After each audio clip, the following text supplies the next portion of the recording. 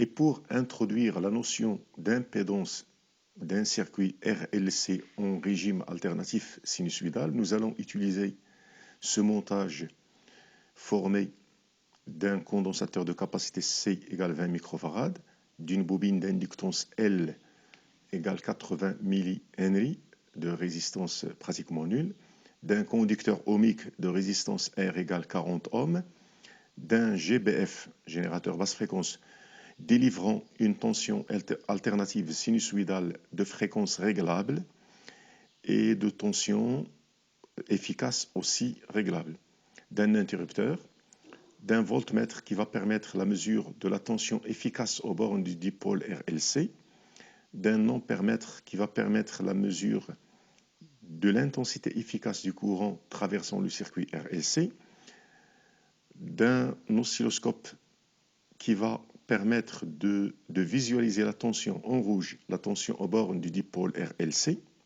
entre ce point et la masse, et en bleu, la tension aux bornes du dipôle conducteur ohmique, entre ce point et ce point.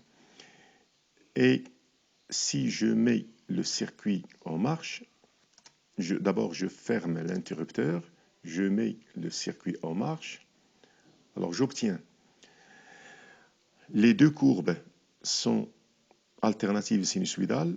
En rouge, c'est la tension U et UR. En bleu, ça veut dire,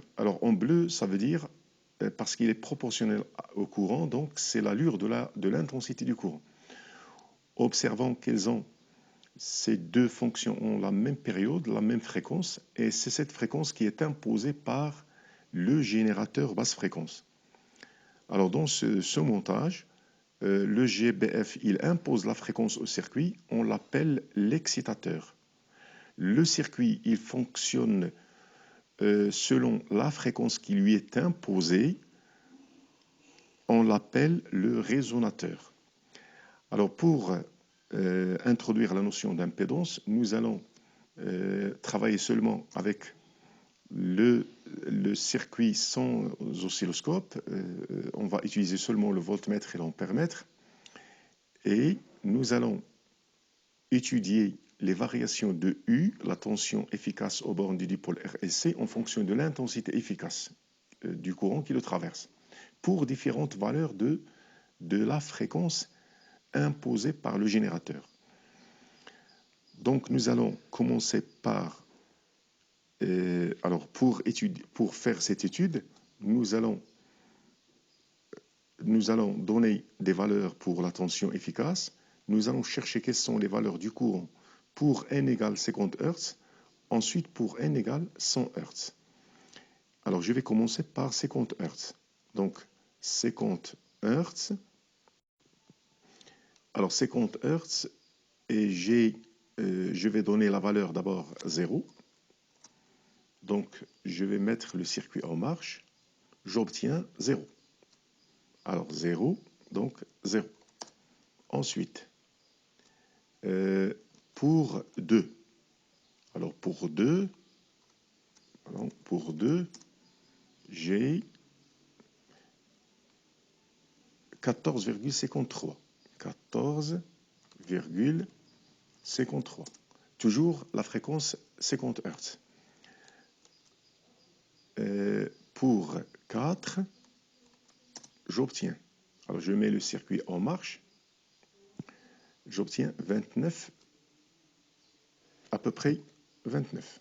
Donc, pour 6, je vais mettre 6.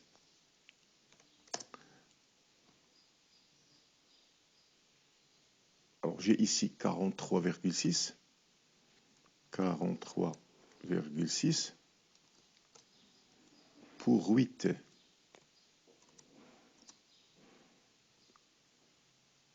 j'ai 57, ça veut dire approximativement 58. Ensuite, je vais faire la même chose pour n égale 100 Hz. Alors 100, et je vais commencer par la tension efficace 0. Donc, j'obtiens 0. Ensuite, pour 2,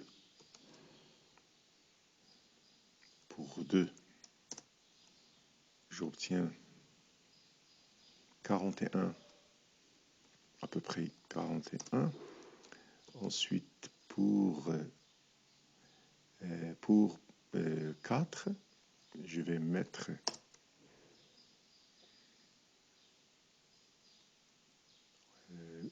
82,27, ça veut dire 82,3 approximativement. Pour 6, «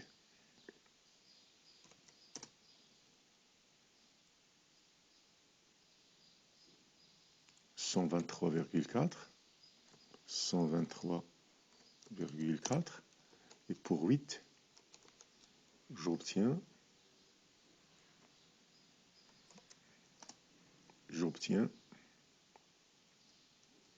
164,5.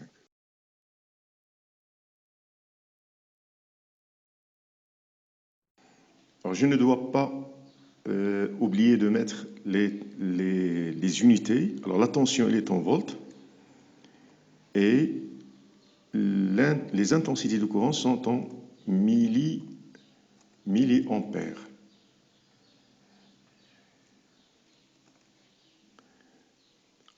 Alors, j'ai tracé les courbes représentatives de U en fonction de I pour n égale 50 Hz et pour n égale 100 Hz. Alors, j'obtiens ces deux courbes pour n égale 100 Hz, pour n égale 50 Hz, et j'observe que la courbe représentative de U en fonction de I, c'est une fonction, c'est une droite qui passe par l'origine, donc la fonction U égale f de I, c'est une fonction linéaire. Autrement dit, U est proportionnelle à I. La tension efficace aux bornes du circuit RLC est proportionnelle à l'intensité efficace du courant qui passe dans le circuit. Et je peux donc l'écrire sous cette forme, U égale une constante fois I. Alors, cette constante, je vais la noter Z. Alors, Z s'appelle l'impédance du circuit RLC. Et Z peut être calculé comme la pente de la courbe U en fonction de I. Ça veut dire delta U sur delta I. Observons aussi que Z, elle est homogène à une résistance parce que U, selon la loi d'Ohm qu'on connaît déjà, U égale RI. Ça veut dire que R et Z, ils ont même dimension. Donc Z a la dimension d'une résistance, donc elle sera exprimée en ohm. Alors je vais faire le calcul. Pour N1 égale 50 Hz, j'obtiens Z1 égale 8 moins 0, je prends 2 points de chacune des courbes, sur 58, et je dois convertir le milliampère en ampère, ça veut dire que je dois multiplier par 10 puissance moins 3, j'obtiens 138 ohms. Pour N2 égale 100 Hz, Z2 égale, alors je calcule ce rapport, je trouve 48,6 ohms. Conclusion, l'impédance du circuit, c'est le même circuit, mais son impédance, elle dépend de la fréquence imposée par l'excitateur. Donc, pour introduire la notion d'impédance d'un circuit RLC série, nous avons utilisé ce montage contenant un GBF, générateur basse fréquence, délivrant une tension alternative sinusoïdale, un circuit RLC série. Nous avons utilisé aussi ces deux appareils de mesure, le voltmètre ici pour mesurer la tension efficace aux bornes du circuit RLC et l'ampèremètre pour mesurer l'intensité efficace du courant circulant dans ce circuit. Alors nous avons observé que le circuit RLC, il oscille, ou bien le courant qui passe dans ce circuit, il oscille selon une fonction alternative sinusoïdale de fréquence qui lui est imposée par le GBF. Ça veut dire que le circuit, il n'oscille pas à sa fréquence propre, il oscille avec une fréquence imposée par le GBF. Alors dans ce cas, on dit, dans ce montage, on dit que le GBF Alors le GBF, il est appelé l'excitateur. C'est lui qui impose la fréquence d'oscillation. Le résonateur, c'est le circuit RLC. Il oscille à la fréquence qui lui est imposée par le GBF. Nous avons mesuré quelques valeurs de U et de I pour étudier la variation de U efficace en fonction de I efficace pour différentes valeurs de la fréquence imposée par le GBF, pour deux fréquences. Et nous avons observé que cette fonction U égale f de I, c'est une fonction linéaire. Donc, ça veut dire que U et I sont proportionnels et le coefficient de proportionnalité, c'est ce qu'on appelle l'impédance parce que selon ces courbes, U égale ZI. Et Z, ici, elle représente la pente de la courbe, U égale f de I. Et vous voyez ici que les pentes sont différentes pour deux fréquences différentes. Donc, la fréquence, elle influe sur l'impédance. Alors, pour le même circuit, par exemple dans notre cas, pour le même circuit, pour une fréquence N1 égale 50 Hz, vous avez une certaine impédance. Pour une autre fréquence, vous avez une autre impédance. Donc, l'impédance, elle dépend de la fréquence imposée par l'excitateur. Donc, Z dépend de la fréquence. Et aussi, je peux écrire Z égale U sur I, et puisque U efficace, c'est U max sur racine de 2, sur I max sur racine de 2, donc je peux écrire Z égale UM sur IM. Et puisque U sur I, c'est une résistance, ce rapport, il a la dimension d'une résistance, ça veut dire que Z, elle est homogène à une résistance, ça veut dire que son unité dans le système international, c'est l'ohm lorsque U est exprimé en volts et I en ampères.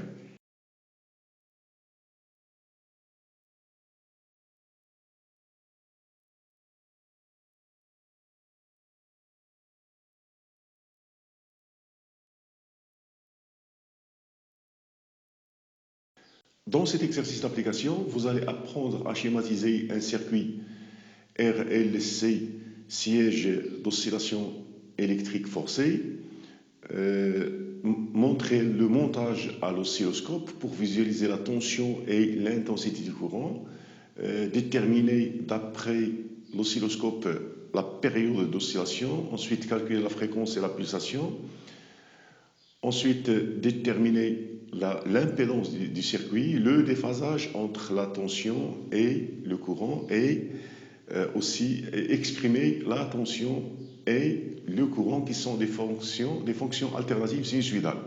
Et nous allons commencer par d'abord schématiser le circuit. Vous avez le circuit RLC série, le GBF qui impose la fréquence, c'est lui l'excitateur. Le circuit RLC représente le résonateur. Alors ici, nous avons représenté la tension U au bord du circuit RLC et le courant en convention récepteur, ça veut dire les flèches sont opposées. Ensuite, pour représenter la tension au bord, pour visualiser sur l'oscilloscope la tension au bord du dipôle RLC, alors je dois d'abord placer la masse en ce point, ensuite l'entrée YA en ce point, ça veut dire que j'ai entre l'entrée YA et la masse le circuit RLC, donc, et la tension il est dirigée de la masse vers la borne YA. Ensuite, pour visualiser l'intensité du courant, ou bien l'allure de l'intensité du courant, il faut visualiser une tension qui lui est proportionnelle, ça veut dire UR, parce que UR est égal à RI, selon la convention récepteur, parce qu'ils sont opposés.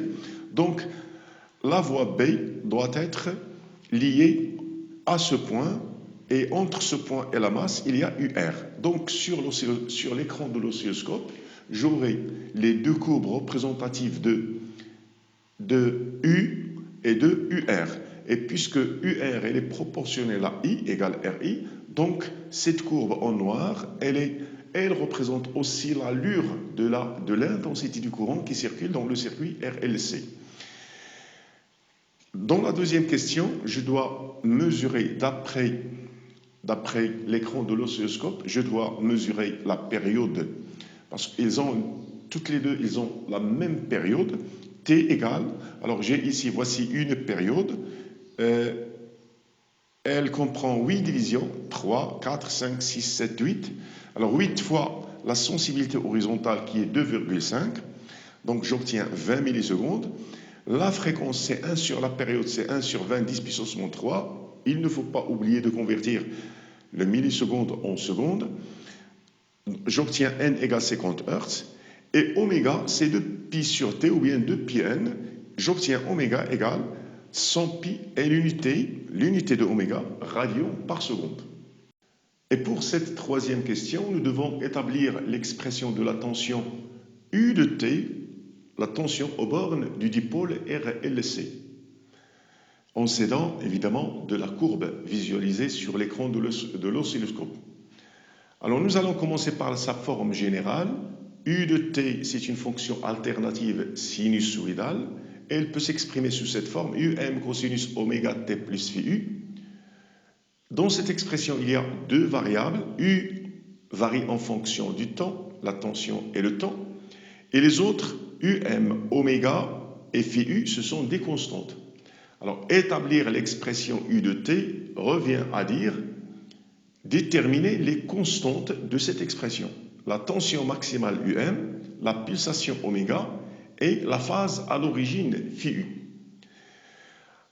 Alors, c'est ce qu'on va faire. Nous allons commencer par oméga qui est déjà calculé, c'est 100 pi radians par seconde. La tension maximale UM d'après la courbe, vous avez, alors la tension maximale, elle représente l'écart entre l'axe des temps et le maximum, c'est UM. Elle est représentée ici par 3 divisions et la sensibilité verticale, c'est 5 volts par division. Donc, c'est 3 fois 5 égale 15 volts. Pour déterminer Phi. Alors Phi, elle dépend des conditions initiales. Donc je vais me placer à l'instant t égale 0. Alors à l'instant t égale 0, la courbe passe par O. Ça veut dire qu'à t égale 0, la tension elle est égale à 0. La tension est nulle. Alors ceci d'après la courbe. Mais d'après la fonction, U, parce que je dois faire l'analogie avec la fonction, U de 0 égale UM cosinus. Je remplace t par 0, j'obtiens Phi. UM cosinus Phi. Donc, U de 0, elle est égale à 0 et en même temps, elle a cette expression.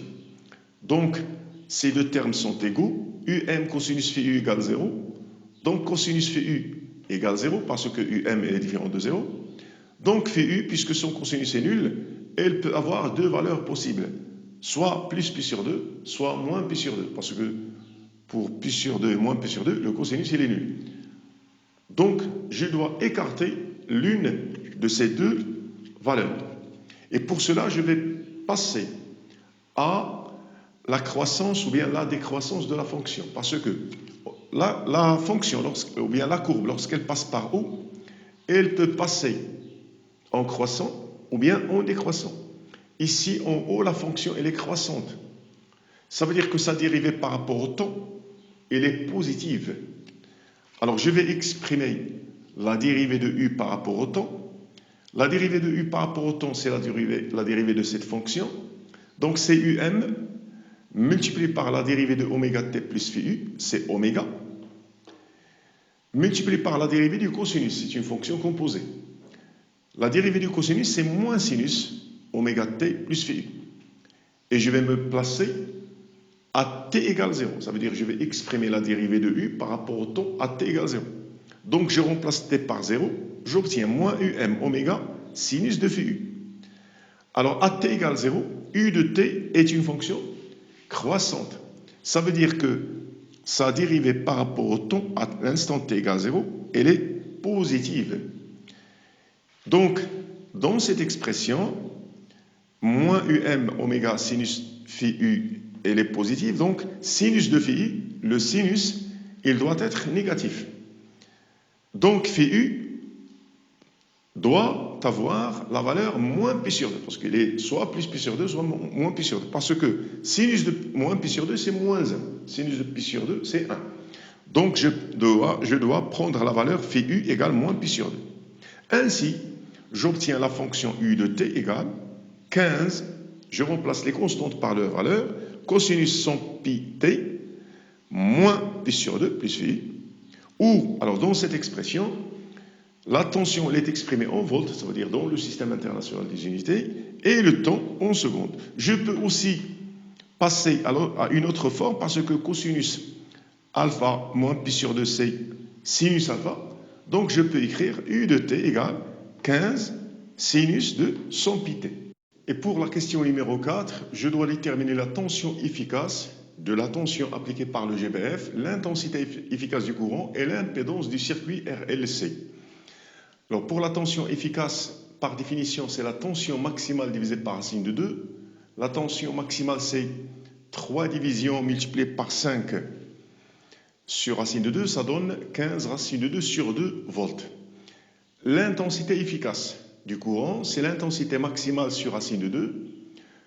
Et je dois exprimer l'intensité maximale, URM égale RIM, la loi d'Ohm aux bornes de la résistance. Donc IM égale URM sur R et je remplace IM dans l'expression de I. J'obtiens URM sur R divisé par racine de 2.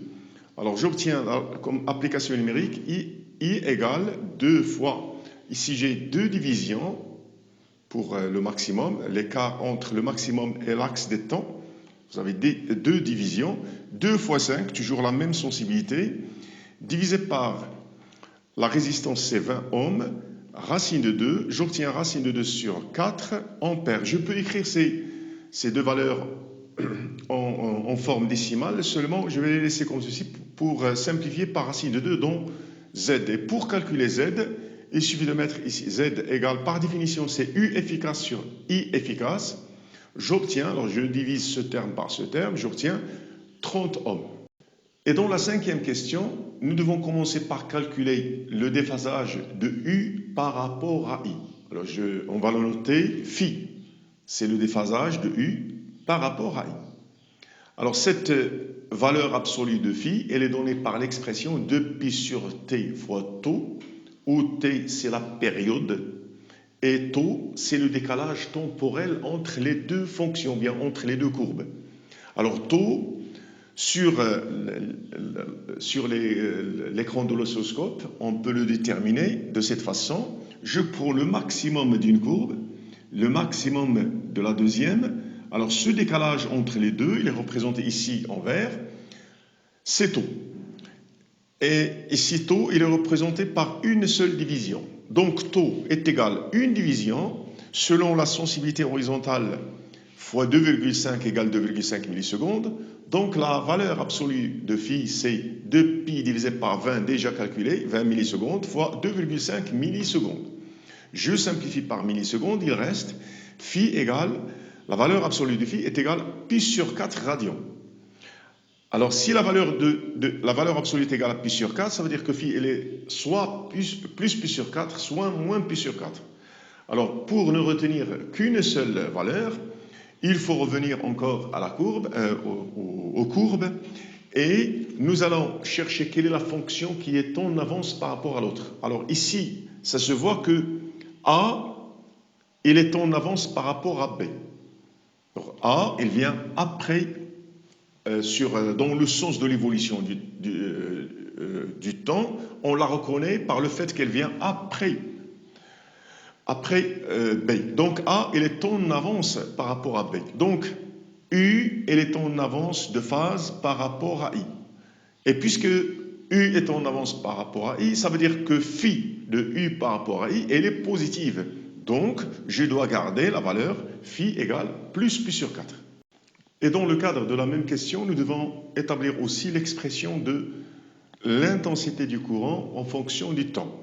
Alors nous allons rappeler d'abord que la tension U de T s'écrit sous la forme UM cosinus oméga T plus phi U, où phi U c'est la phase à l'origine pour U de T. Nous avons déjà calculé phi U, nous avons trouvé moins pi sur 2 radians. Alors I de T, parce que UR est égal à RI. Donc, UR et I sont proportionnels. Donc, I, puisque UR est une fonction selon l'écran de l'oscilloscope, UR c'est une fonction alternative sinusoïdale. Donc, de même, I doit être une fonction alternative sinusoïdale parce qu'ils sont proportionnels. Donc, on va l'écrire sous cette forme, IM cosinus oméga t plus phi I, où phi I, c'est la phase à l'origine pour I de t. Alors, nous avons déjà déterminé phi. Alors, phi, c'est le déphasage de U par rapport à I. Et par définition, ce déphasage, c'est phi U moins phi I. Et nous avons trouvé que phi est égal à moins pi sur 4. Alors, établir l'expression de I de t, ça veut dire déterminer les constantes IM, oméga et phi I. Alors, oméga, déjà déterminé parce que I et U, ils ont la même fréquence, même période, donc même pulsation oméga. IM. Alors, IM, c'est, selon la loi d'Ohm, il s'applique en courant continu, de la même façon en courant alternatif. URM égale RIM, donc IM égale URM sur R. Selon l'affichage de l'oscilloscope, deux divisions pour URM fois 5, c'est 10 sur 20, donc c'est 0,5 ampères. Oméga, c'est 100 pi radians par seconde. Alors, calcul de phi I. Alors, nous allons partir de phi égale phi U moins phi I. Donc, j'obtiens phi I égale phi U moins phi. Donc, j'obtiens phi I égale moins pi sur 2 moins pi sur 4, ça veut dire moins 3 pi sur 4 radians. Donc, je peux établir l'expression de I de t. I de t égale IM, c'est 0,5, cosinus 100 pi t moins 3 pi sur 4. Alors, je peux laisser I de t sous cette forme, ou bien je peux ajouter ici plus pi, parce que je sais que cosinus de alpha plus pi égale moins cosinus alpha. Si j'ajoute ici plus pi, ça veut dire que je dois mettre ici moins, et j'obtiens I de t égale moins 0,5 cosinus 100 pi t plus pi sur 4. Pour les unités, dans cette expression, I est exprimé en ampères lorsque t est exprimé en secondes.